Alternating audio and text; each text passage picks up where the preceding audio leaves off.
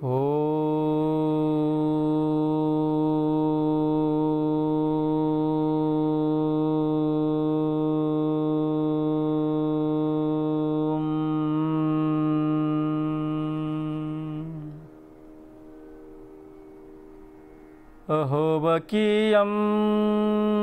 स्तनकालकूटं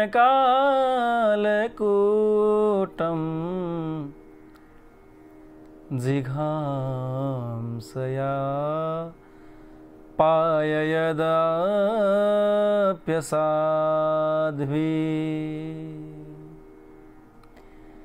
लेभे गतिं धात्र्युचितां ततोऽन्यं कं वा दयालुं शरणं व्रजेम। बर्हापीडमो नटवरवपु कर्णयो कर्णिकारं बिभ्रद्वासः कनककपिशं वैजयन्तीं च मालाम् रन्ध्रान् वेणुरधरसुधया पूरय गोपवृन्दै बृन्दारण्यं स्वपदरमणं प्राविशत् गीतकीर्तिः। सबैको सकल्याण सबै हो सदा सुखी सबै निरोगी भइराखुन् नहुन् दुखी यहाँ जन। राधे कृष्ण कृष्ण कृष्ण राधे राधे राधे श्याम श्याम श्याम राधे राधे। सम्पूर्ण भक्त मानवहरुमा राधे राधे। दीप टेलिभिजन सेवा संस्कारको लागि र समाचारको लागि नेपालको संस्कृति परम्परा धर्म संस्कार संरक्षणको निमित्त संकल्पित दीप टेलिभिजनको माध्यमबाट यहाँहरुको बीचमा प्रत्यक्ष लाइभ प्रसारणमा आएको छु र अन्य विभिन्न सामाजिक सञ्जालको माध्यमबाट पनि यो कार्यक्रम प्रत्यक्ष प्रसारण भइरहेको छ।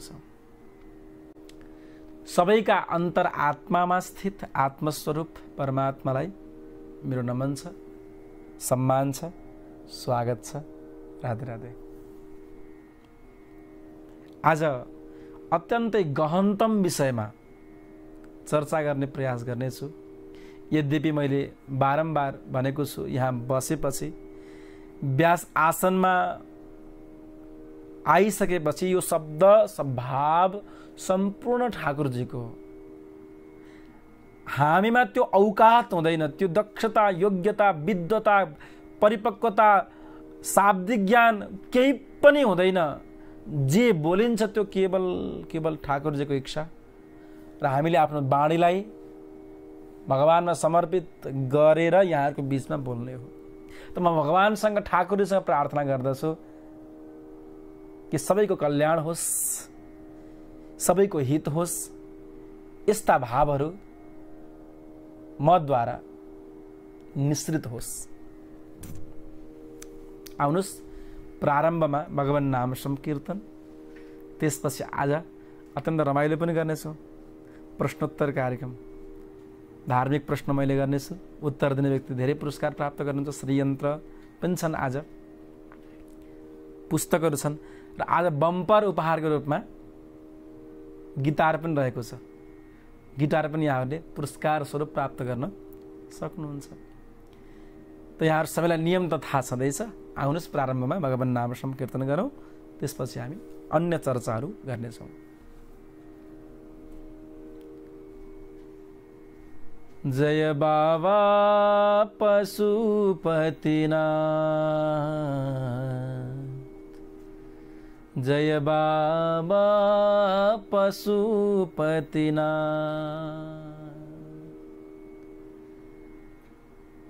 हे डोलेश्वर, हे पिंडेश्वर, हे डोलेश्वर, हे पिंडेश्वर, हे कुशेश्वरनाथ, ओ हे कुशेश्वरनाथ। जय बाबा पशुपतिनाथ,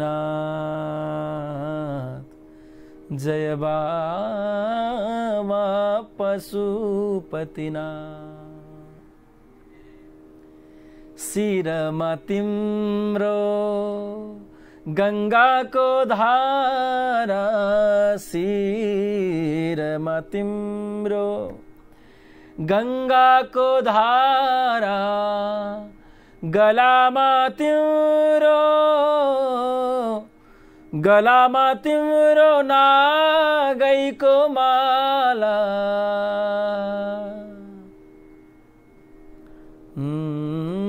गलैमा तिम्रो नागैको माला।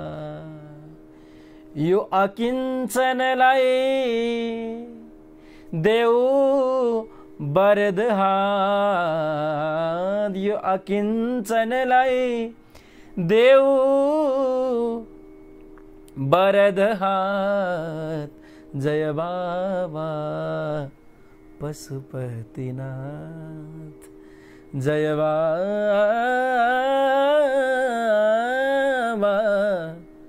पशुपतिनाथ। जय मोक्षेश्वर, जय सोमेश्वर, जय केदारेश्वर, जय कृष्णेश्वर।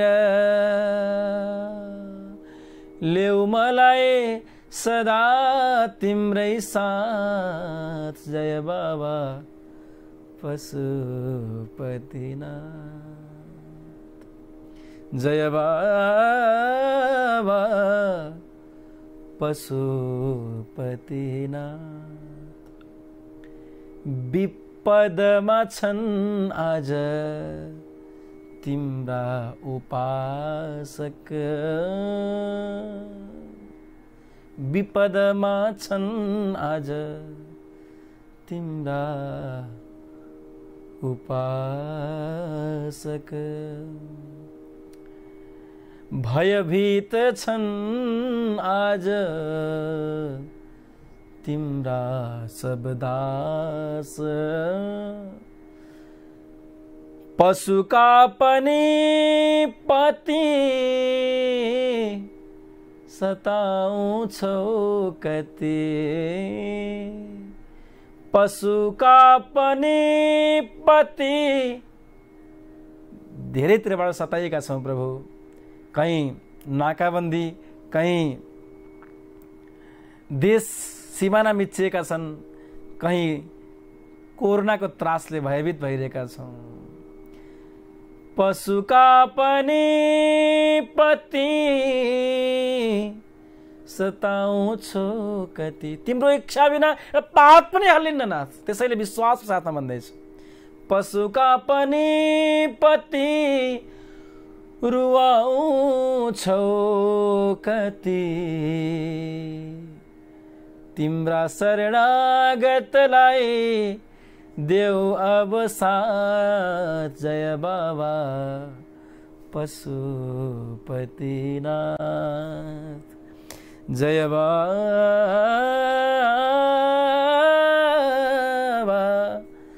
पशुपतिनाथ।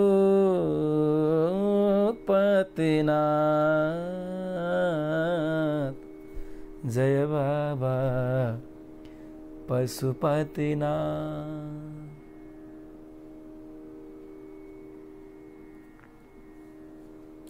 समाई देऊ यी मेरा हात, समाई देऊ यी मेरा हात। जय बाबा पशुपतिनाथ।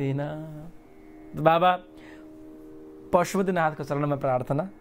हे भोलेनाथ, संकट हरण गर्नेवाला तिमी हौ, यो देशलाई बचाउनेवाला तिमी हौ।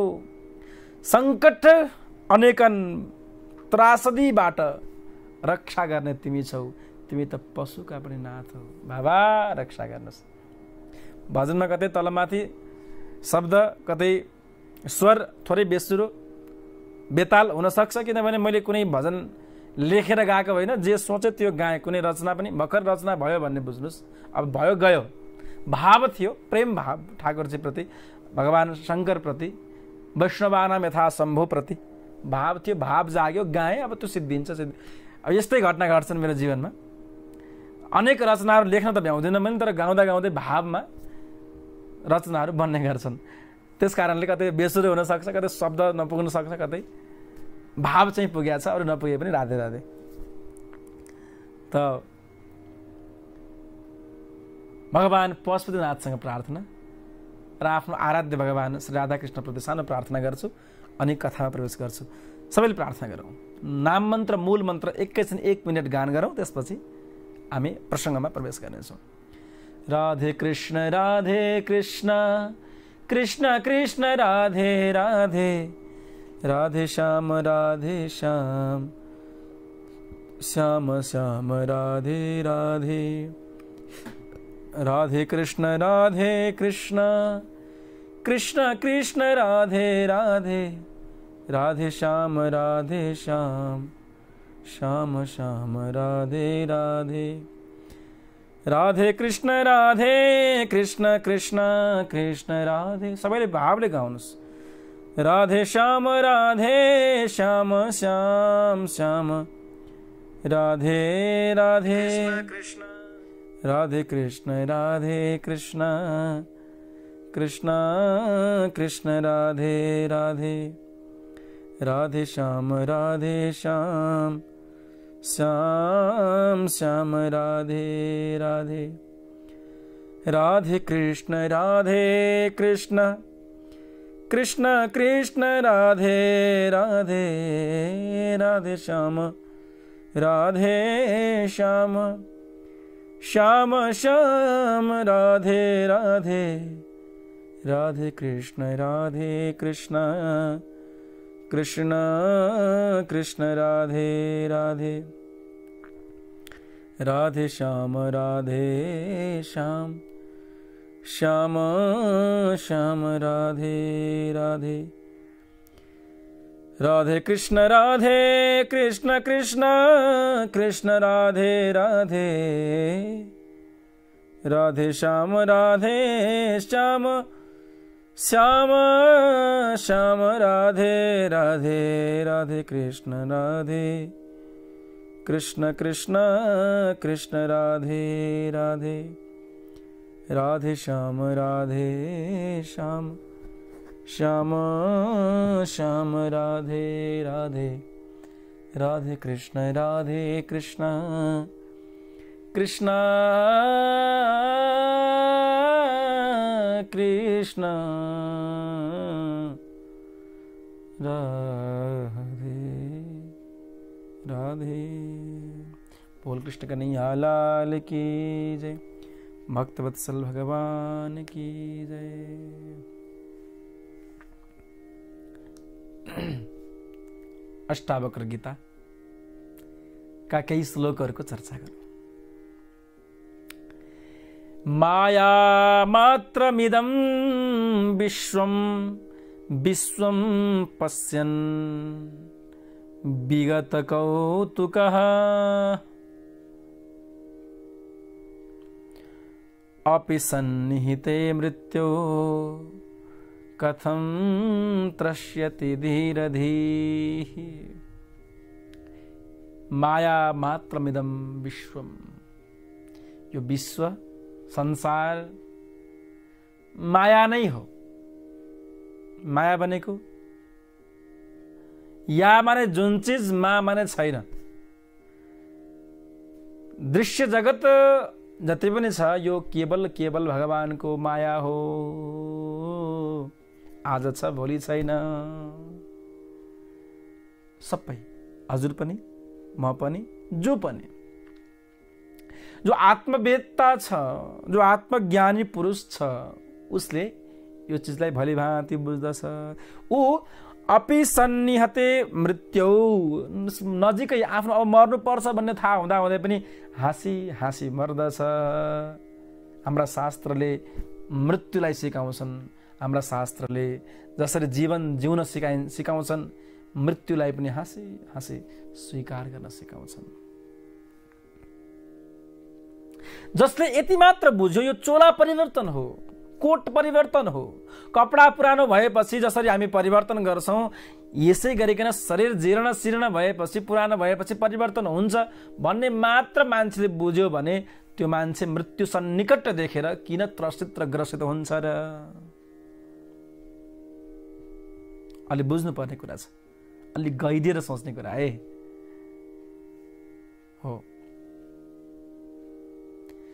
र यो कुनै शब्दबाट पाइने आत्मज्ञान होइन, अरूले भनेर भन्ने पाइने कुरा पनि होइन, आफै प्रयास गर्नुपर्छ।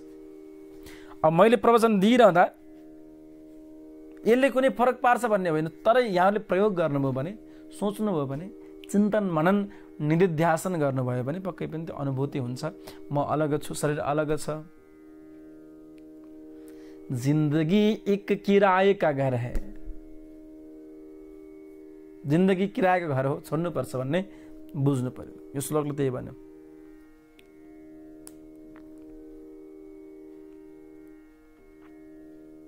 अब जसले आफै चिन्तन गरेको छैन,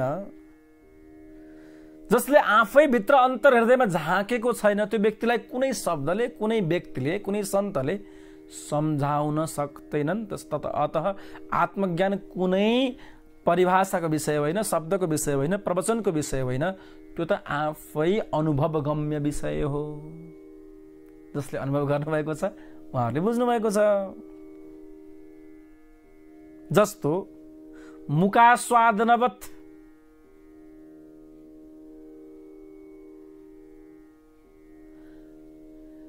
आँखा नदेख्ने मान्छेको अगाडि, आँखा नदेख्ने मान्छेको अगाडि 2-4 जना मान्छे बसेर चर्चा गरेका छन्। ओहो क्या मिठो आजको खीर, आजको भण्डारामा आश्रममा गएर खीर खाएको, क्या मिठो क्या मिठो क्या मिठो थियो। अब त्यो अन्धो मान्छेले खीर खाएको रहेनछ, खीर देख्ने त कुरै भएन, खाएको पनि रहेनछ, उसलाई अनुभव पनि रहेनछ। अन्धो मान्छेले ती मान्छेसँग प्रश्न गरेछ, अरे भाइ खीरको कुरा त गर्यौ, बडो चर्चाको विषय बन्यो, तर खीर कस्तो हुन्छ नि भनेर अन्धो मान्छेले अन्य व्यक्तिलाई प्रश्न गरेछ। एउटाले भन्छ कस्तो हुन्छ, मिठो हुन्छ। मिठो कस्तो, हेर्दा कस्तो? अर्कोले भन्छ सेतो हुन्छ, सेतो दुध, सेतै चामल अनि सेतै हुन्छ। सेतो हुन्छ त सेतो कस्तो हुन्छ? सेतो त हुन्छ, तर खीरको रूप त केही होला। अर्कोले भनेछ भाइ सेतो बगुल्लो थाहा छ? हो, सेतो बगुल्लो जस्तै हुन्छ खीर। सेतोको पुष्टि गर्नको लागि बिचरा अन्धलाई कसरी सम्झाउने, उसले सजिलोसँग भनेछ सेतो बगुल्लो थाहा छ? बगुल्लो हो, सेतो बगुल्लो जस्तै हुन्छ खीर। अब बिचरा अन्धले कहाँबाट सेतो बगुल्लो देख्नु? अरे भाइ त्यो सेतो बगुल्लो कस्तो हुन्छ मलाई के थाहा, कहिले देखेकै छैन मैले, त्यो सेतो बगुल्लो कस्तो हुन्छ? अब अर्को बाठो भएछ, उसले आएर भनेछ सेतो बगुल्लो यस्तो हुन्छ, टेढो हुन्छ, यस्तो हुन्छ भनेर हात लर्दिएछ। सेतो बगुल्लो यस्तो हुन्छ, यस्तो परेको मुख चुच्चो हुन्छ उसको भनेर हात यसरी थमाएछ, उसले यसरी समातेछ, यसरी समातेछ। अरे बाप रे बाप रे, यस्तो टेढो हुन्छ खीर? त्यस्तो टेढो खिर घाँटीमा अड्किन्न, म त खान्न भनेछ त मान्छेले। खिरलाई पुष्टि गरेर सेतो अनि बकुल्लो र टेढोमा पुग्यो, खिर त टेढो पो भयो त। भन्नुको तात्पर्य के भने जसले चिन्तन गरेको छैन, जसले आत्मालोकन गरेको छैन, जो स्वयं एकान्तमा बस्दैन, त्यो मान्छेलाई लाख प्रयास गर्दा पनि यी कुरा भित्र गर्दैन, त्यो मान्छेलाई समझमा आउँदैन। निस्पृहं मानसं यस्य नैरास्येऽपि महात्मनः तस्यात्मज्ञानतृप्तस्य तुलना केन जायते। जो निष्प्रिय छ, इच्छा रहित, निष्प्रियको अर्थ हुन्छ इच्छा रहित, आकांक्षा रहित। एकजना सन्त हुनुहुन्थ्यो वृन्दावनमा। जतिखेर पनि भेट्दाखेरि कुरा गर्दाखेरि सुरुमा पोलिने शरीर अब कति बाँकी छ र भन्नुहुन्थ्यो। यसो हेर्ने जल्ने शरीर हो, अलि मोटाएछ, यसलाई अब घटाउनु पर्छ, पोलिने शरीर त हो, जतिखेर पनि त्यही भन्ने। एक दिन मैले प्रश्न गरेँ, सन्तजी किन यस्तो भन्नुहुन्छ, जतिखेर पनि जल्ने शरीर, डढ्ने शरीर, खरानी भन्ने शरीर भन्नुहुन्छ? बाबु यसले गर्दा वैराग्य आउँछ, सतत वैराग्य आउँछ र नित्य आफ्नो मृत्युको बोध भयो भने त्यो मान्छे जीवनमा कहिल्यै पनि पाप कर्म गर्दैन भन्नुहुन्थ्यो उहाँले। त जो इच्छा रहित सन्तहरू छन्, सन्त व्यक्ति छ, मानसम यस्य निष्प्रियम, जसको मन इच्छा रहित छ,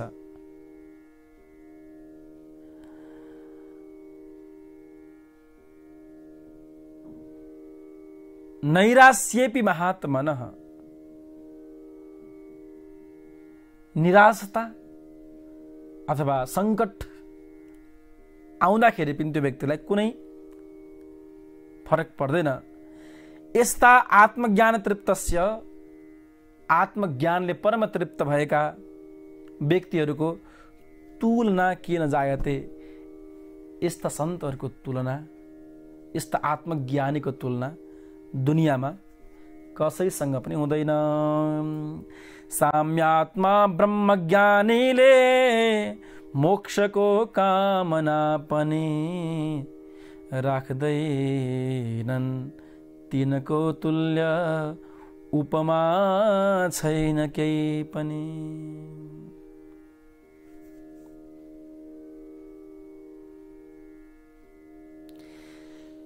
बडा गजब श्लोकहरू छन्।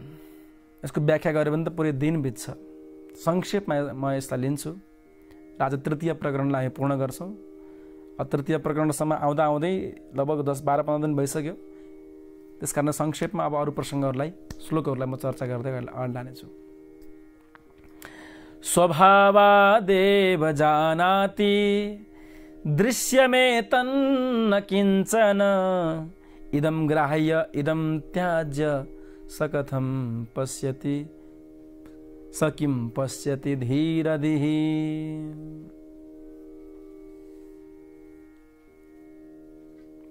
जसले स्वभावले नै दुनियाँमा दृश्य जगतमा देखिएका सबै चिज भ्रमयुक्त छन्, अकिञ्चन क्षणिक छन् भन्ने बुझ्दछन् यस्ता सन्तहरू, यस्ता आत्मज्ञानीहरू। इदम ग्राह्य इदम त्याज्य, यो त्याज्य योग्य छ, यो ग्राह्य योग्य छ, स्वीकार्य योग्य छ भन्ने जसले बुझ्दछ ती व्यक्ति नै आत्मज्ञानी हुन्, धीर हुन्, सन्त हुन्, त्यागी हुन्। जसको धी माने बुद्धि, धीर छ, ती ज्ञानी हुन् भन्ने कुरा भन्नुभयो।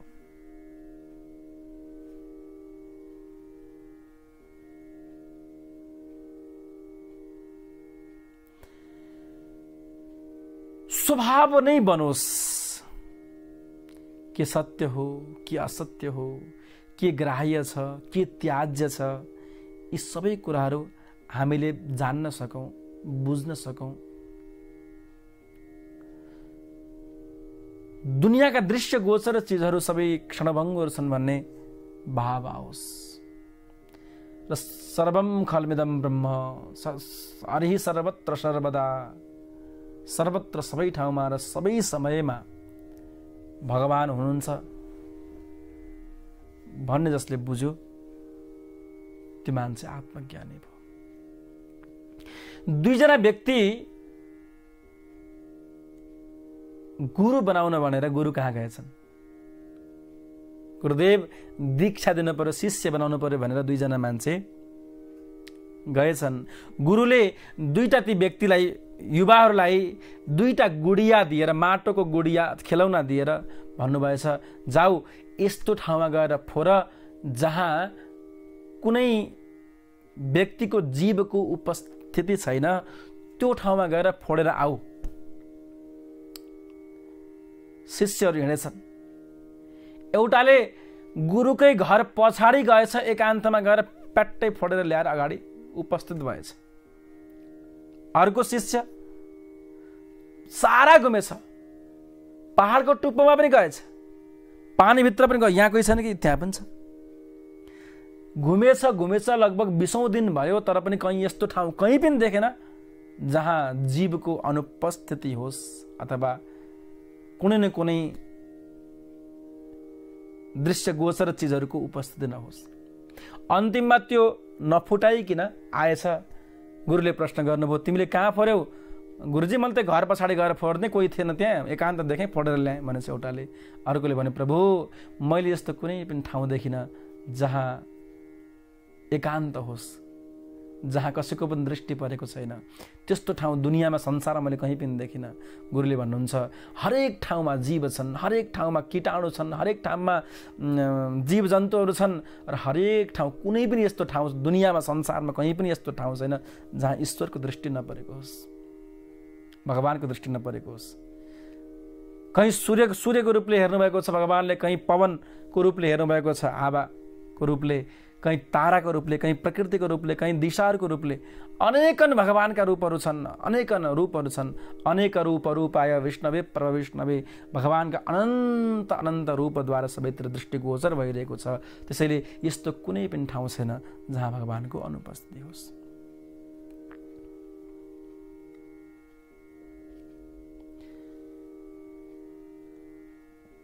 त्यसैले यहाँ भन्नुहुन्छ, स्वभाव यस्तो बनोस्, इदम ग्राह्य इदम त्याज्य सकिम पश्यति धीरधिः। स्वभावादेव जानाति दृश्यमेतन न किञ्चन। जसले स्वभावले नै बुझ्दछ दुनियाँ केही होइन, दुनियाँ क्षणभङ्गुर हो, दुनियाँ स्वप्नवत हो भनेर जसले स्वभावले बुझ्दछ त्यो मान्छे कहिल्यै पनि मायामा आसक्त हुँदैन र दुनियाँमा फस्दैन।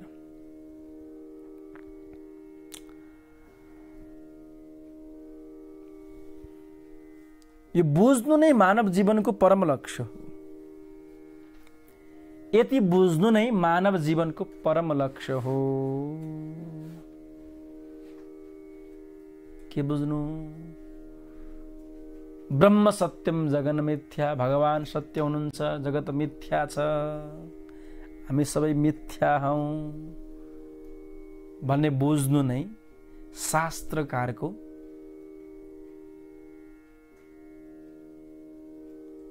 सार हो। आत्मा अविनाशी छ, आत्मा को मृत्यु कहिले हुँदैन र आत्मा भगवानको अंश हो, ब्रह्म सत्य हुनुहुन्छ, यो जगत प्रकृति मिथ्या हो भन्ने बुझ्नु पर्यो। एकजना गुरुसँग शिष्यले प्रश्न गरेछ, गुरुदेव मानव जीवनको मूल्य के हो त? हरेक सन्तले यही भन्छन्, दुनियाँ व्यर्थ छ, शरीर पनि मर्ने हो, जल्ने हो, दुनियाँ व्यर्थ छ, प्रकृति सबै माया हो, भगवान सत्य हुनुहुन्छ भनेर हरेक सन्तहरूले गुरुहरूले प्रवचन दिने गर्नुहुन्छ। आखिर मानव जीवनको मूल्य के हो त? मानव जीवनको मूल्य के हो त? यदि यसलाई सत्मार्गमा, सही बाटोमा, सही डोरीमा लगायौँ भने पक्कै पनि यो धेरै मूल्यवान छ, भगवानको धाममा पुर्याइदिन्छ। यही शरीरले भगवानलाई पाइने हो नि। यो शरीरले साधना गर्यो भने, उपासना गर्यो भने, सत्कर्म गर्यो भने यही शरीरद्वारा भगवानको धाम प्राप्त हुन्छ। यदि यो शरीरले कुकर्म गर्यो, असत्कर्म गर्यो, व्यभिचार गर्यो, अनाचार गर्यो, कदाचार गर्यो, भ्रष्टाचार गर्यो, केवल अकृत कर्महरू मात्र गर्यो भने यो शरीरले फेरि पतन पनि गराउँछ। त्यसैले बुझ्ने गरौँ। शिष्यले बारम्बार प्रश्न गरेछ, गुरुदेव यो जीवनको मूल्य के हो, महत्त्व के हो? गुरुले एउटा चम्किलो ढुङ्गा पत्थर शिष्यलाई दिएछन् र भनेछन्, बाबु जाऊ बजारमा गएर यसको भाउ कति पर्दो रहेछ सोधेर आऊ, नबेच फर्काएर ल्याऊ, तर सोधेर आऊ मूल्य कति पर्दो रहेछ। त्यो शिष्य बजारमा गएछ, सबभन्दा पहिला आलुको दोकानमा गएछ र भनेछ, भाइ मसँग यो पत्थर छ, तिमीले के किन्छौ, साट्छौ? आलुवाले भन्छ, मलाई किन चाहियो र त्यो पत्थर, तर पनि तिमीलाई त्यस्तो बेच्नै छ भने मलाई जोख्न काम लाग्छ, आलु जोख्न काम लाग्छ, त्यसैले देऊ न त, म तिमीलाई 9 किलो आलु दिन्छु, यसको बदलामा 9 केजी आलु दिन्छु भनेछ। उसले भने, मैले बेच्नु छैन, केवल मूल्य बुझ्नु थियो, त्यसैले आएको। ठिकै छ, कुनै दिन बेच्ने मन भयो भने आउनु, म दिन्छु आलु। हुन्छ हजुर। अर्को दोकानमा गएछ, अर्को दोकानमा गएछ, त्यो दोकान भाँडा पसल रहेछ। भाँडा पसलेसँग सोधेछ, हजुरले के यो यसको मूल्य गर्न सक्नुहुन्छ? त्यो भाँडा पसलले भनेछ, अब यो पत्थर खासै मलाई काम त लाग्दैन, तर तिमीलाई साट्नै छ भने, राम्रो चम्किलो पत्थर रहेछ, राम्रो लाग्यो मलाई, तिमीलाई साट्नै छ भने मैले एउटा पित्तलको भड्डु दिन्छु, साट्ने भए भनेछ। उसले भने, होइन प्रभु साट्न छैन, केवल मूल्य गर्नु थियो, गुरुले भन्नुभएको, त्यस कारणले आएको। त्यसपछि अर्को पसलमा गएछ, त्यो पसल चाँदीको पसल थियो। उसले भनेछ, तिमीले साट्ने नै हो भने म तिम्रो लागि 1 किलो चाँदी दिन्छु। उसले चिनेछ पत्थर, पक्कै पनि यो महँगो पत्थर हो भन्ने उसले बुझेछ। अर्को पसलमा, सुन पसलमा गएछन्। सुन पसलले यसो हेरेछ, सुन पसलले यसो हेरेछ र कहाँबाट पायौ? मेरो गुरुजीले दिनुभएको। साँच्चै तिमीले बदल्ने हो भने, साँच्चै साट्ने हो भने तिमीलाई मैले यसको बदलामा 1 किलो सुन दिन्छु भनेछ। दङ्ग पऱ्यो, हे भगवान, 9 किलो आलुदेखि सुरु भएको, भड्डुमा गयो, भड्डुबाट चाँदीमा गयो, चाँदीबाट चाहिँ सुनमा आयो, 1 किलो सुन? होइन प्रभु, साट्न छैन मलाई, केवल गुरुले मूल्य गर्नु भनेर पठाउनु भएको थियो, त्यसैले म मूल्य गर्न आएको। अन्तिममा हीरा पसलमा गएछ। हीरा पसललाई गएर सोधेछ, प्रभु यो के हजुरले मूल्य गर्न सक्नुहुन्छ? उसले भनेछ, राम राम राम राम, यो यसको मूल्य? यो त दुनियाँको सबैभन्दा महत्त्वपूर्ण हीरा हो, जुन कि कहीँ मात्रै अत्यन्त कम मात्रामा कुनै देशका मान्छेहरूसँग, प्रमुखसँग हुने गर्दछ। यो हीराको मूल्य मेरो पुरै दोकानै दिए पनि, म दोकान मात्र के पुरै बजारै बेचेर एकतर्फ गरे पनि यसको मूल्य आउन सक्दैन। यदि तिमीले मेरो दोकानमा भएको सबै चिज, सुन चाँदी हीराको पसल थियो, सबै लगेर पनि मलाई यो दिन्छौ भने म साट्न तयार छु। होइन प्रभु, साट्न छैन, गुरुले मूल्य गर्न भन्नुभएको थियो, त्यसैले म आएको। फर्केर आएछ। अब त्यो शिष्य गुरुको कुटीमा, आश्रममा फर्केर आयो। धन्न चरित्रवान रहेछ, कतै भागेर गएर सबै कहानी गुरुलाई सुनायो। गुरुदेव यस्तो यस्तो भयो, 9 किलो आलुदेखि लिएर, एउटा भड्डुदेखि लिएर धेरै कुरासँग साट्ने कुरा भए। अन्तिममा त म दङ्ग परेँ गुरुदेव। पुरै बजारको हीरा एकतर्फ, सम्पत्ति एकतर्फ, यो पत्थर एकतर्फ भन्छन्। गुरुदेव, मन त कुरा बुझिनँ, यस्तो यस्तो घटना घट्यो भनेर गुरुलाई भनेछ। गुरुले भन्नुभयो, हो तिमीले प्रश्न गरेका थियौ, यो मानव जीवनको मूल्य के छ, मानव जीवनको महत्त्व के छ, मानव जीवन के हो भनेर प्रश्न गरेका थियौ, त्यही प्रश्नको उत्तर त्यही नै हो। कसैले मानव जीवनलाई 9 किलो आलुमा बेचेका छन्, कसैले मानव जीवनलाई भड्डुमा केन्द्रित गरेका छन्, कसैले 1 किलो सुनमा, कसैले 1 किलो चाँदीमा, कसैले हिरामा। तिमीले आफ्नो जीवनलाई कस्तो बनाउन चाहन्छौ? लौकिक तुच्छ सम्पत्ति सम्पदा प्रभुतामा लिप्त भएर 9 किलो आलुमा जीवन बिताउन चाहन्छौ कि तिमीले आफ्नो जीवनलाई हिरा जस्तो अथवा मङ्गलमय अति महत्त्वपूर्ण बनाउन चाहन्छौ? भगवत तत्त्व प्राप्त गरेर, भगवत चिन्तन गरेर, भजन गरेर, भगवत उपासना गरेर भगवानको परम शरणागति प्राप्त गर्न चाहन्छौ या जीवनलाई कौडी जस्तो बनाएर फाल्न चाहन्छौ? चुनाव तिम्रो हातमा छ। इम्तिहान तिम्रो हातमा छ, चुनौती तिम्रो हातमा छ, चुनाव तिम्रो हातमा छ। जीवनलाई कस्तो बनाउने? आलु जस्तो बनाउने कि भड्डु जस्तो बनाउने अथवा मङ्गलमय बनाउने? जसले सङ्घर्ष गर्छ, जसले साधना गर्छ, जसले उपासना गर्छ, उसको जीवन मङ्गलमय बन्ने गर्दछ। जो बीचमै हार्छ त्यो मान्छेको जीवन दुःखमय बन्ने गर्दछ। त्यसैले प्रयास गरौँ, बढीभन्दा बढी भजन होस्, बढीभन्दा बढी साधना होस्, बढीभन्दा बढी मन्त्र जप होस्, बढीभन्दा बढी उपासना होस्। सुरुमा मन लगाउन गाह्रो छ, तर मन लागेपछि भगवत चिन्तनमा, भगवानको उपासनामा मन लागेपछि जब भित्र प्रेमको भक्तिको भाव भरिन्छ नि, अनि मान्छे गजब हुन्छ। अनि ऊ मस्तीमा रहन्छ, ऊ प्रेममा रहन्छ। खाली बोरा कहिल्यै पनि उभिन सकिरहेको हुँदैन, खाली बोरा कहिल्यै पनि ठाडो उभिन्न।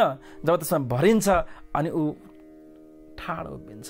खाली बोरालाई झुन्डाउन सकिन्छ, सुताउन सकिन्छ, तर उभिनको लागि त भित्र बोरामा अन्न भर्नै पर्छ। भित्र प्रेमको अन्न, कृष्ण प्रेमको भाव, भगवत प्राप्तिको आकांक्षा, इच्छा, लालसा, उत्प्रेरणा जब भित्र जाग्दछ अनि मान्छे उठ्दछ अथवा अनि मान्छे साधक बन्दछ। प्रयास त गर्नुस्, प्रयास त गरौँ। प्रयास गरेर नपाइने भन्ने चिज हुँदैन। स्वभावै बनोस्, स्वभावदेव जानाति दृश्यमेतन न किञ्चन। स्वभाव नै बनोस्, दृश्य जगत केही होइन, भगवान हुनुहुन्छ सर्वत्र, भगवानले कृपा गर्नुहुन्छ।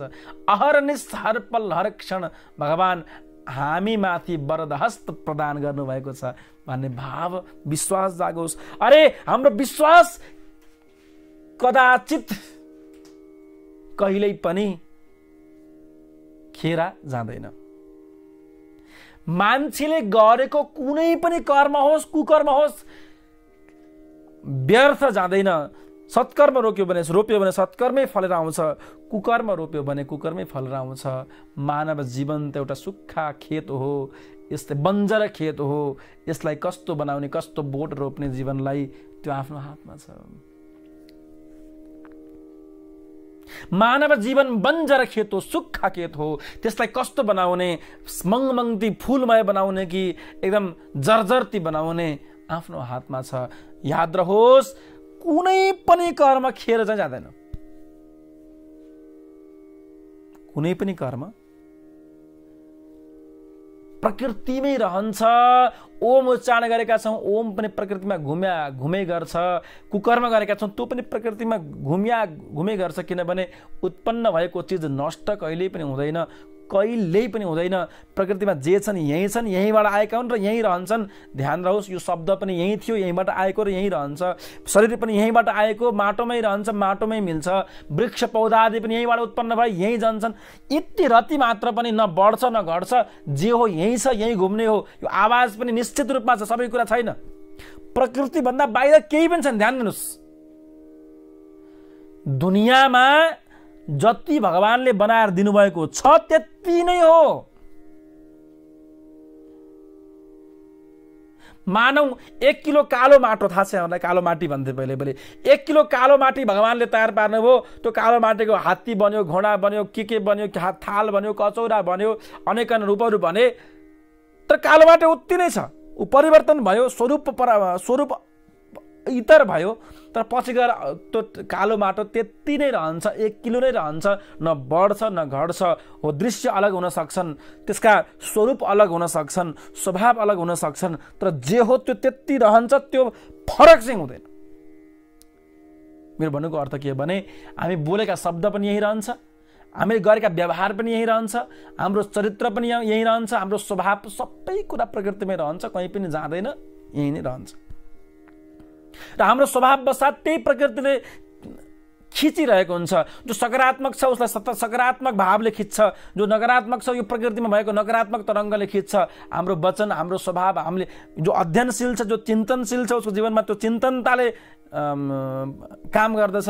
जो बिल्कुल लट्ठमार छ उसको जीवनमा त्यस्तै भावले काम गर्दछ। र प्रयास कहिल्यै पनि खेर जाँदैन। त्यसैले प्रयास गरौँ भगवानलाई चिन्तन गर्ने, भगवानलाई प्राप्त गर्ने प्रयास।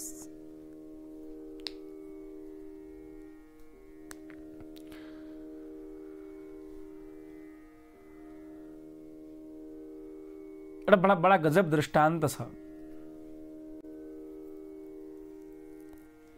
एउटा बाबुआमाका 7 भाइ छोराहरू रहेछन्। 7 भाइ छोराहरू यति निकममा दिनभरि खेल्ने, तास खेल्ने, लुडो खेल्ने, साँझ भएपछि खाने, सुत्ने। बाबुआमाको मृत्यु भयो, तर पनि त्यसपछि पनि भएका सामान बेच्ने, बरु खेत बेच्ने, सबै बेच्ने, तर काम चाहिँ नगर्ने। 7 जना दाजुभाइ।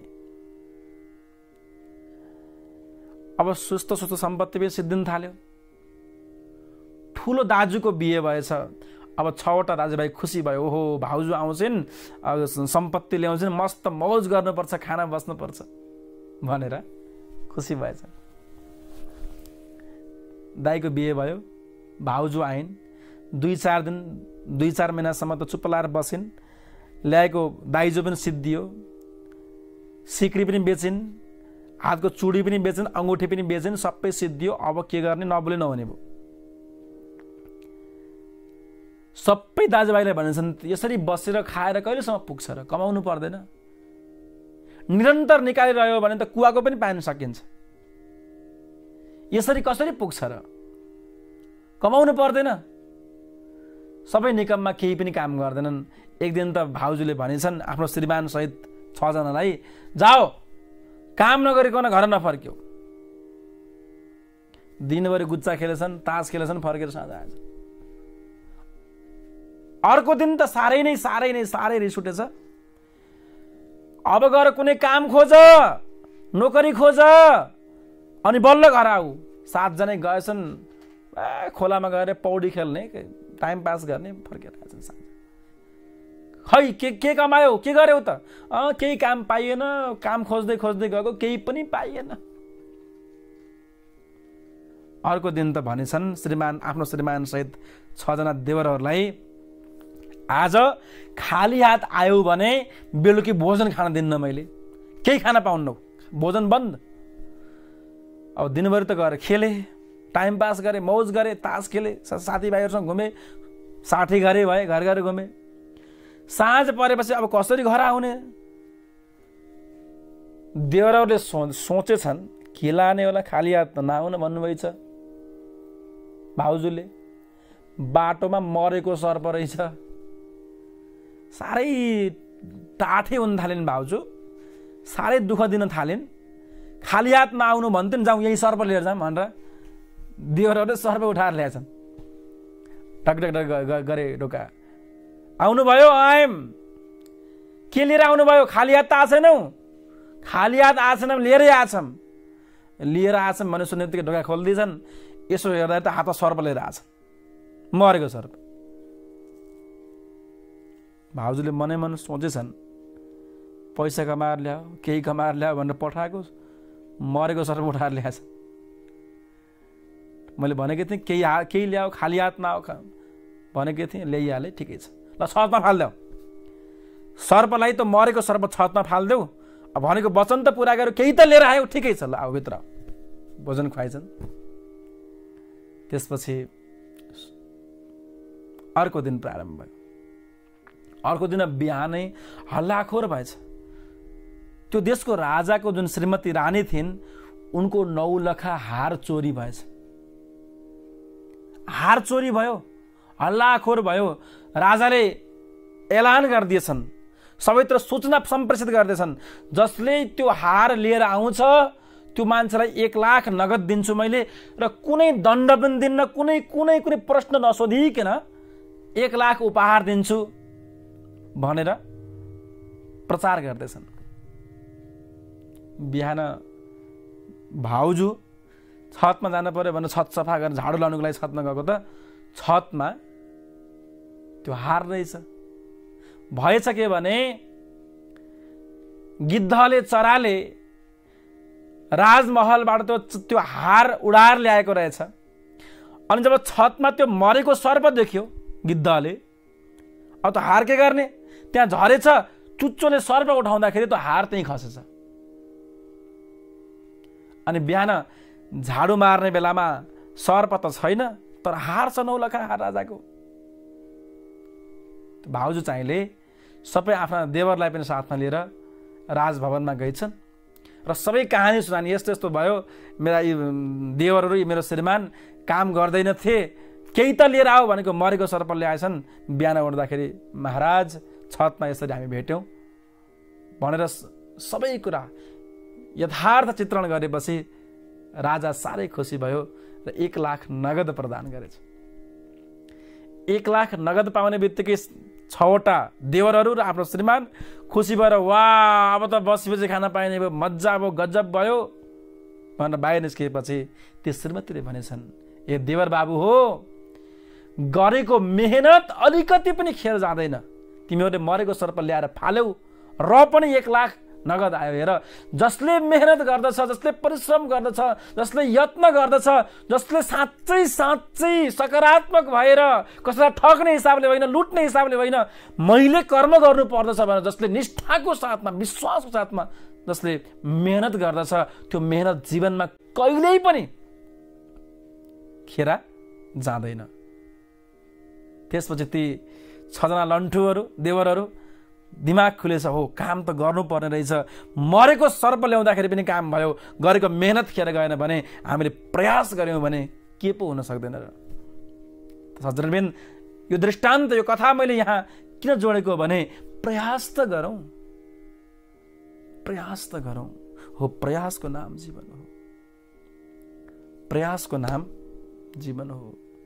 सतत प्रयास गरौँ, निरन्तर प्रयास गरौँ, लागिरहौँ। भगवान कसरी भेट्नुहुन्न र?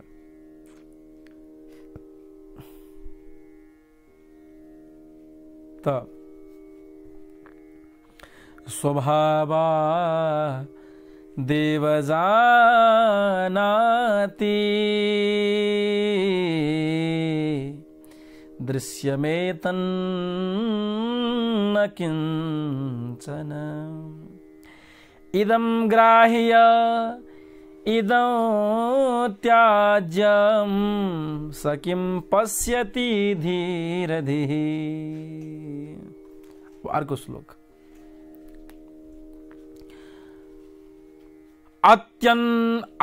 अन्तस्त्यक्त कषायस्य निर्द्वन्द्वस्य निराशिषः यदृच्छया गतो भोगो न दुःखाय न तुष्टये। विषयको आन्तरिक शक्तिलाई जसले त्याग गर्दछ, जो सन्देहदेखि पर छ, बिना इच्छावाला व्यक्तिलाई स्वतः प्राप्त भोगले दुःखी पनि गर्दैन र सुखी पनि गर्दैन। श्लोकको अर्थ अन्तः करणकाराग द्वेषादि विषयादिका आशा छोडेन र निर्द्वन्द्वी हुन्छ साम्यात्मबोधक। जो राग रहित छ, जो इच्छा रहित छ, जो कामना रहित छ, जो संकल्प र विकल्प रहित छ, यस्ता व्यक्तिलाई स्वतः प्राप्त भोगले पनि कुनै फरक पार्दैन र वियोगले पनि कुनै फरक पार्दैन। जो आत्मज्ञानी छ ऊ अरबपति भए पनि ऊ मस्तीमा रहन्छ, ऊ रोडपति भए पनि ऊ मस्तीमा रहन्छ। त्यो स्वभावको विषय हुन्छ। सज्जनवृन्द, भोगो न दुखाय न तुष्टय। जो आत्मज्ञानी छ त्यो भोग दुःखको कारण पनि बन्दैन र सुख पनि अनुभूति अथवा सुखको कारण पनि त्यो बन्दैन। ऊ मस्तीमा रहन्छ, ऊ सदा मस्तीमा रहन्छ। जो आत्मवेत्ता छ, जो आत्मज्ञानी छ, कुरो के भयो भने सहज रूपमा प्राप्त भएको वस्तुलाई स्वीकार गर्ने, प्राप्य भोगलाई त्याग्ने होइन। अब अरबौंको घर बनाएर बाउले आफ्नो पिताजीले पुर्खाले सम्पत्ति दिएका छन् भने भोग्नुहोस्, राम्रै गाडीमा हिँड्नुहोस्, राम्रै घरमा बस्नुहोस्, आधुनिक सुविधा सम्पन्नता सबै उपभोग गर्नुहोस्, तर त्यसमा लिप्त नहुनुहोस्। भोलि गएर साइकलमै हिँड्न पर्यो भने पनि ओहो पहिले म कारमा हिँड्थेँ अब साइकलमा हिँड्नु पर्यो भन्ने दुःख नहोस्। हो त्यो आत्मवेत्ता भनेको। आत्मवेत्ता भनेको बाबाजी बन्ने, लङ्गौटी मात्रै कसेर हिँड्ने अथवा वैरागी नै बन्ने भन्ने कुरा होइन। जस्तै परिस्थितिमा पनि अनन्त सुख राशिहरू छन्, सम्पन्नता, धनवान व्यक्ति छ र पनि ऊ फुरुङ्ग हुँदैन। यदि कारणवश सबै लुटियो भने पनि आत्मज्ञानी जुन छ ऊ दुखी हुँदैन। यो सत्सङ्गीको स्वभाव। त्यसैले सत्सङ्गी बन्नु पर्छ, सत्सङ्ग गर्नु पर्छ। प्रभुको ध्यान अरु निधि ध्यासन नित नित गर्नु पर्छ। प्रभुको शरणागत पर्नु पर्छ, शरणागत हुनु पर्छ। सन्तको वचन विश्वास गरेर, वेदको वचन विश्वास गरेर, पाप जति पर पर सर्छ। प्रभुको शरणागति हुनु पर्छ, प्रभुको शरणागति हुनु पर्छ। सत्सङ्ग गरौँ, सन्त समागम गरौँ, भगवत चर्चा निरन्तर गरौँ, यही सार हो। तृतीय प्रकरण यहाँ पूर्ण भयो। चतुर्थ प्रकरणमा अब जनकजीले आफ्नो अनुभव सुनाउनुहुन्छ र जनकजीको पनि बडा गहनतम यहाँ विचारहरू रहेका छन् चतुर्थ प्रकरणमा। त तृतीय प्रकरणबाट हामी के बुझौँ भने निरन्तर आत्मचिन्तन, भगवत चिन्तनमा लाग्यो भने जीवन सहज हुन्छ, सफल हुन्छ। जसले भोगेको छ उसैले बुझेको छ, जसले चिन्तन गरेको छ, जसले मनन गरेको छ, जसले निधिध्यासन गरेको छ, जो निरन्तर प्रभु पथमा लागिरहेको छ, ती मान्छेले नै बुझेका हुन्छ।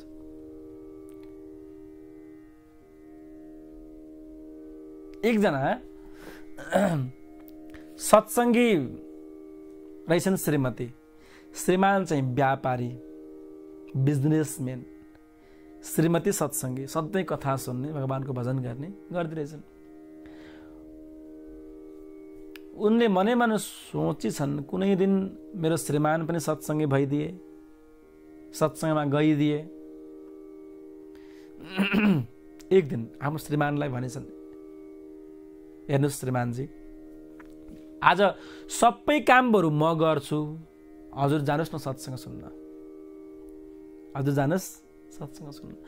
घरको काम पनि मै गरौँला, हजुरको हिसाब किताब पनि मै हेरिदिउँला, सबै सबै सबै म हेरौँला, तर हजुर जानुहोस् न प्लिज भनिन्छन्। त्यसपछि श्रीमान लौतने श्रीमतीले भनेको किन नमान्ने भनेर सत्संग सुन्न, कथा सुन्नको लागि गएछन्।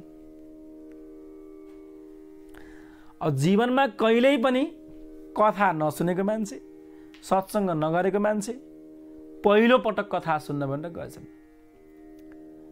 गएछन् त के भएछ भने बस्नु पर्ने थियो, उता अब व्यासजी कथा भन्दै हुनुहुन्छ, उता यता हेरेर बस्नु पर्ने। गएछन् मञ्चको अगाडि गएर उतापट्टि फर्केर बस, कथावाचकले कथा भन्दै हुनुहुन्छ, उताबाट उता उल्टा फर्केर बस्छन्। सबै मान्छेहरू आए। अब कथा कहिल्यै पनि नसुनेको मान्छेले कथा सुन्यो भने के हुन्छ? निद्रा लाग्छ। हाई हाई आलस्य आएछ, बडो आलस्य आएछ। गर्दा गर्दै सुतेछन्, त्यही निदा आएछ। सबै मान्छे आए, कथा सुने, आरती गरे, आरती पुष्पाञ्जली भयो, सबै गए, गुरुजी पनि जानुभयो, सबै जानु। उनी त्यही पण्डालमै टेन्टमै निदा आएछ न, निदा आएछ। एकछिनपछि कुकुर आएछ, फालिएका प्रसादहरू पत्ताहरू चाड्दै चाड्दै कुकुर आएछ। अब उसलाई पिसाब गर्नको लागि, मूत्र विसर्जन गर्नको लागि त एउटा भित्ता चाहिन्छ कुकुरलाई। डाङ्गा गरेर पल्टिरहेछ। त्यो कुकुरले लघु शङ्का गर्दैछ मुखमा। निदमै थिए। एकछिनपछि उठेछन्, छ्या थु थु गर्दै उठेछन्। अनि रिसाउँदै मुरमुरिँदै घर गएछन्। अरे श्रीमती बुढी, जीवनमा कहिल्यै पनि कथा सुन्न गएको थिइनँ, सत्सङ्ग सुन्न गएको थिइनँ, पहिलो पटक सत्सङ्ग सुनेको। सत्सङ्ग त टर्र हुँदो रहेछ भनेछन्। कृष्ण कन्हैया लाल की जय। छि, तितो हुँदो रहेछ सत्सङ्ग त, टर्र हुँदो रहेछ। यस्तो पनि के सुन्ने, सधैँ यस्तो सुन्न गएको हो। जसले जीवनमा कहिल्यै पनि सत्सङ्ग सुनेको छैन, त्यो मान्छेलाई सत्सङ्ग टर्रो नै लाग्छ, नमिठो नै लाग्छ। त्यसैले निरन्तर आत्मचिन्तन, निरन्तर भगवत चिन्तन गर्नु पर्दछ।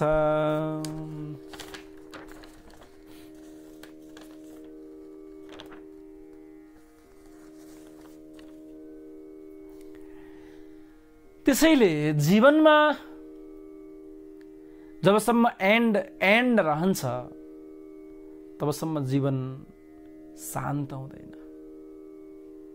ध्यान दिनुहोस् है, जीवनमा जबसम्म एन्ड रहन्छ तबसम्म शान्ति मिल्दैन। एन्ड माने यस्तो काम गर्छु र एन्ड यो गर्छु, त्यसपछि एन्ड भन्छ नि मान्छेले।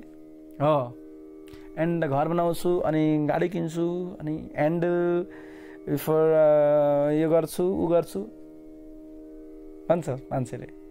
जबसम्म जीवनमा एन्ड छ तबसम्म अशान्ति मात्रै छ। एन्ड घडी किन्छु, घर बनाउँछु, बिहे गर्छु, एन्ड गर्छ फेरि मान्छेले। एन्ड अरे एन्ड छोडौँ, इन्ड गरिदेऊ। जबसम्म इच्छा, आकांक्षा, लोलुपता, आशा, तृष्णालाई द इन्ड गरिँदैन, यदि एन्ड मात्रै जीवनमा भयो भने जीवनमा अशान्ति, क्लेश, इच्छालाई इन्ड गर्दैनौँ।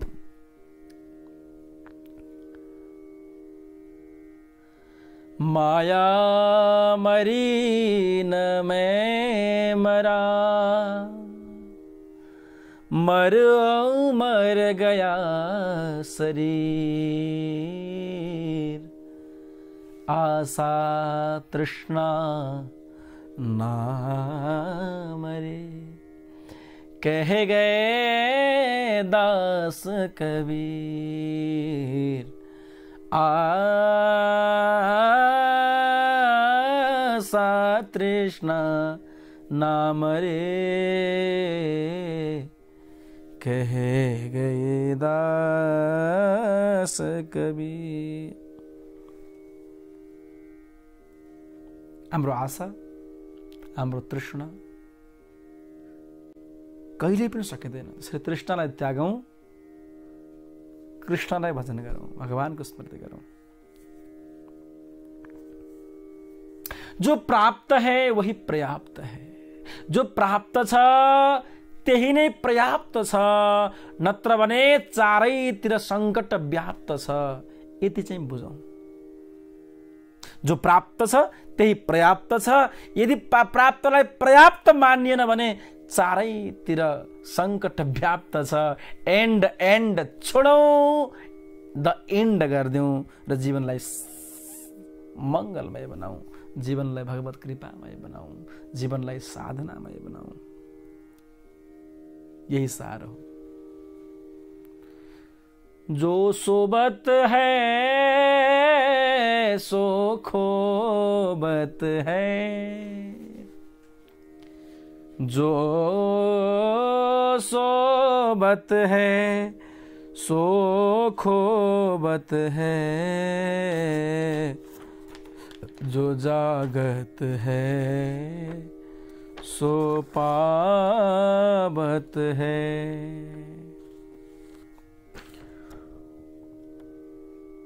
उठ जाग मुसाफिर भोर भई,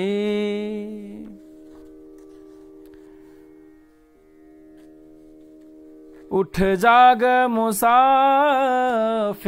भोर भई,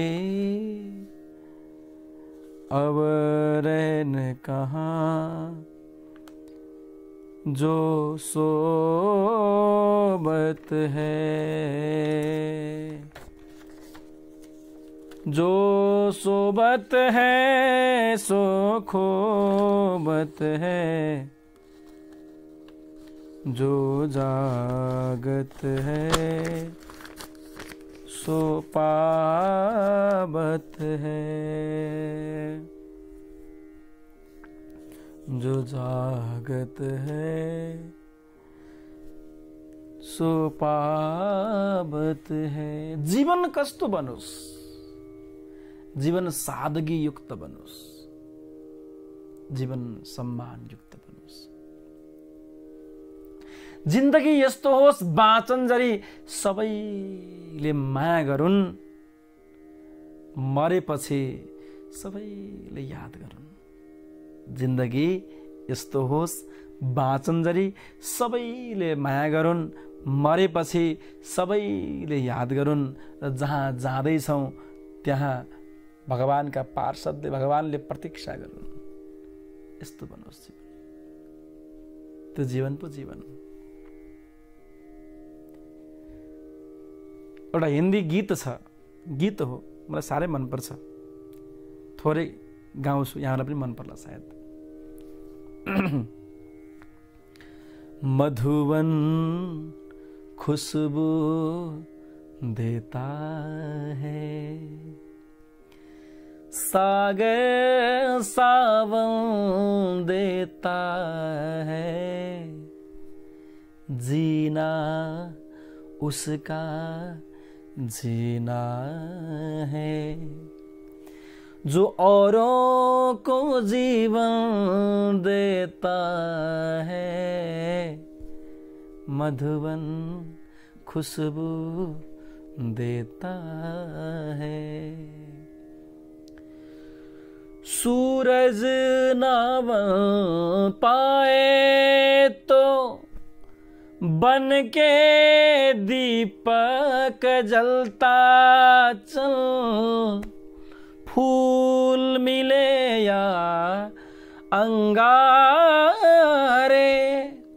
सच की राहों में चलता चल, सच की राहों में चलता चल, प्यार दिलों को देता है, अशकों को सावन देता है, जीना उसका जीना है।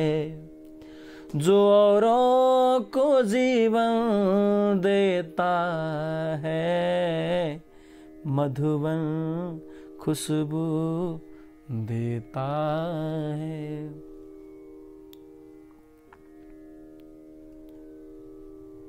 सागर सावन देता है, जीना उसका जीना है। जो औरों को जीवन देता है, मधुबन खुशबू देता है। त्यसैले जीवनलाई बुझेर बाँचौँ, जीवनलाई मङ्गलमय बनाऊ, जीवनलाई सादगीयुक्त बनाऊ, जीवनलाई साधनायुक्त बनाऊ। यही त शास्त्रहरूको सद्ग्रन्थहरूको सार हो। र म भन्न चाहन्छु, अरूको वचन मात्र होइन, आफै पनि प्रयोग गरौँ, आफै संलग्न बनाऊ, आफै गहिराईमा जाउँ। अरूले के भन्छन् त्यही मान्ने मात्र भयो भने त्यति सहज जीवन बन्दैन। जानौ र मानौ।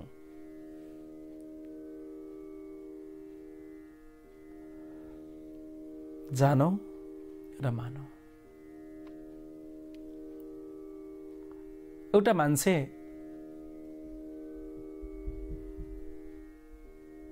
छोरीको बिहे गरिदिनु पर्ने, कुनै इतर मान्छेलाई केटो हेर्न पठाएछ, जसलाई लमी भनिन्छ, कारणी पनि भन्ने चलन छ।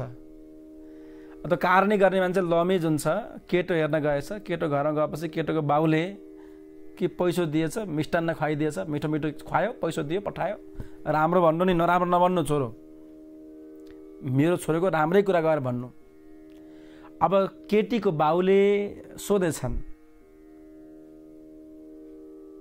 कस्तो छ स्वभाव, केटोको स्वभाव कस्तो छ? त लमीले भनेछ, ओहो कसैको सुन्दै सुन्दैन उसले, गजब छ, कसैको सुन्दै नसुन्ने त्यस्तो स्वभाव छ। खानदान कस्तो छ? खानदान, अरे खानदान त बडा गजब छन्, ऊ एक्लै कहिल्यै पनि हिँड्दैन, चार जना मान्छेलाई साथमा लिएर हिँड्छ केटोले। चार जना साथमा हुन्छन् भनेपछि त राम्रै खानदान होला। उमेर कति रहेछ त? केटोको उमेर कति रहेछ? लमीले भनेछ 20 वर्ष। ठिक छ, सबै कुरा राम्रो रहेछ भनेपछि बिहेको तयारी भएछ। बिहेमा जन्तीहरू आए। बिहेमा अब केटोलाई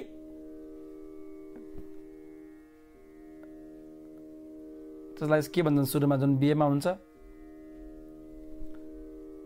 स्वयम्वरमा केटोलाई ल्याउनु पर्यो भन्दाखेरि त केटो अन्धो रहेछ। ए लमी, तिमीलाई केटो हेर्न पठाएको, तिमीले के भनेको? अनि महाराज मैले भनेको होइन त, जस्तै शिकायत भए पनि उसले हेर्दैन, जस्तै चोरी भए पनि उसले हेर्दैन भने होइन त मैले हजुरलाई। अनि त्यसपछि ऊ त लङ्गडो पनि रहेछ, खुट्टै रहन्छ उसको। अनि महाराज भने हो नि त, मैले एक्लै कहिले हिँड्दैन, चार जना मान्छेसँग लिएर हिँड्छ भने होइन, बोकेर हिँड्छन् त्यो। अनि उसले सुन्दा पनि सुन्दैन फेरि। अनि मैले भने होइन त प्रभु, कसैको पनि शिकायत सुन्दैन, कसैको पनि नराम्रो कुरा सुन्दैन उसले, कसैको पनि नराम्रो कुरा सुन्दैन मैले भनेको होइन त प्रभु। अन्तिममा बिजोग भएछ।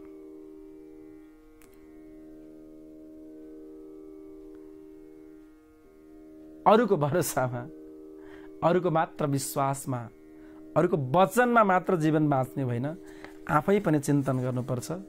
भन्न खोजेको मैले दृष्टान्त मैले यहाँ पस्किरहँदा यो कुरालाई पुष्टि गर्न खोजेको हो। अरूले भनेर मात्र मान्ने होइन, भनेर मात्र मान्यो भने त्यो केही दिनको लागि मात्र रहन्छ। यदि आफै अध्ययन गर्ने, आफै चिन्तन गर्ने र आफै गहिराइमा डुब्ने काम गर्यो भने जीवन मङ्गलमय बन्छ। त्यसैले आफू पनि चिन्तन गर्ने गरौँ है, कहिले कहिले भगवत गीता पढ्ने गरौँ है। घरमा बन्द छौँ, सबै कुरा बन्द छ, फिल्म हल बन्द छ, दोकान मकान सबै बन्द छ। कसैको घरमा गयो भने ढोकै बन्द छ। त्यसैले के गर्ने त? लखर लखर घुम्नु भन्दा एकान्तमा बस्ने गरौँ, आत्मज्ञान ब्रह्म चिन्तन गरी भित अन्तर हृदयमा पस्ने गरौँ।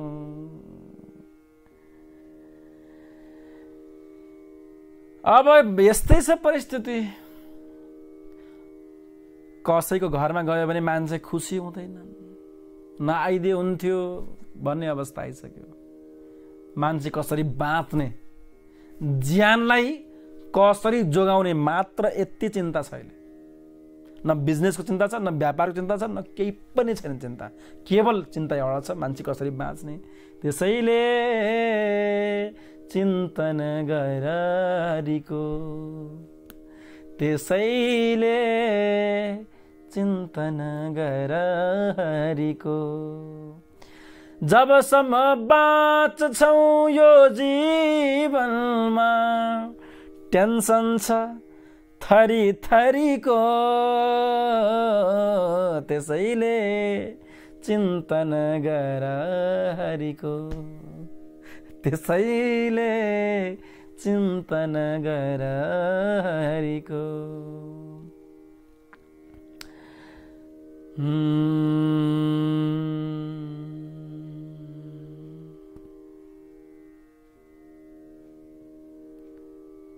अस्तु हो, अब के रचना गर्ने, के चिन्तन गर्ने? भगवत चिन्तन सदैव गरौँ, ब्रह्म चिन्तन गरौँ, शब्द चिन्तन गरौँ र जीवनलाई मङ्गलमय बनाऊ। सज्जनवृन्द, आजको लागि सत्सङ्ग कार्यक्रम पूर्ण भएको छ। अलिकति ढिलो कार्यक्रम सुरु भयो, त्यस कारणले मात्र थोरै सानो समयमा यहाँको बिचमा केही प्रस्तुति राख्न पाएँ।